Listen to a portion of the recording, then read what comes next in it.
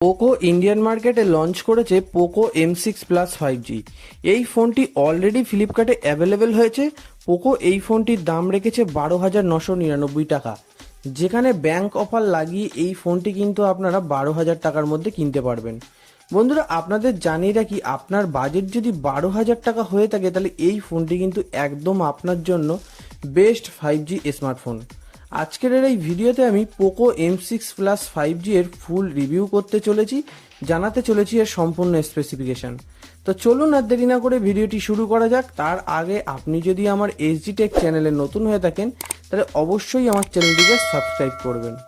বন্ধুরা, ডিজাইনের কথা বলতে গেলে প্রথমেই জানিয়ে রাখি, এই ফোনটির বডিটা কিন্তু প্লাস্টিক বডি, যেখানে পিছনে কিন্তু গ্লাস ব্যাগ দেয়া হয়েছে। এই ফোনটি 8.3 mm তিন পাতলা এবং এই ফোনটির ওয়েট 202 গ্রামস। এই ফোনটিতে আছে IP53 এর রেটিংস, ফলে এই ফোনটি কিন্তু ওয়াটারপ্রুফ এবং ডাস্টপ্রুফও। এই ফোনটিতে আছে সাইড ফিঙ্গারপ্রিন্ট সেন্সারও। বন্ধুরা, কালার্সের কথা বলতে গেলে আপনাদের জানিয়ে রাখি, এই ফোনটি কিন্তু তিনটি কালারে অ্যাভেলেবেল হয়েছে: মিস্ট্রি ল্যাভেন্ডার, আইস সিলভার এবং গ্রাফাইট ব্ল্যাক। বন্ধুরা, ডিসপ্লের কথা বলতে গেলে আপনাদের জানিয়ে রাখি, এই ফোনটিতে কিন্তু 6.79 inch full HD plus IPS LCD display দেওয়া হয়েছে উইথ 120 হার্টসের রিফ্রেশ রেটের সাথে।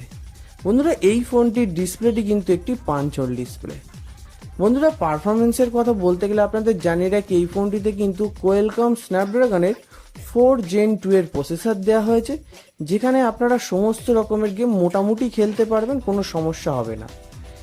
বন্ধুরা, ক্যামেরার কথা বলতে গেলে আপনাদের জানিয়ে রাখি, এই ফোনটিতে কিন্তু ডুয়েল ক্যামেরা সেটআপ দেওয়া হয়েছে, যেখানে আছে 108 মেগাপিক্সেলের ওয়াইড অ্যাঙ্গেল প্রাইমারি ক্যামেরা এবং 2 মেগাপিক্সেলের ম্যাক্রো ক্যামেরা, এবং ফ্রন্টের সেলফি ক্যামেরা কিন্তু 13 মেগাপিক্সেলের দেওয়া হয়েছে।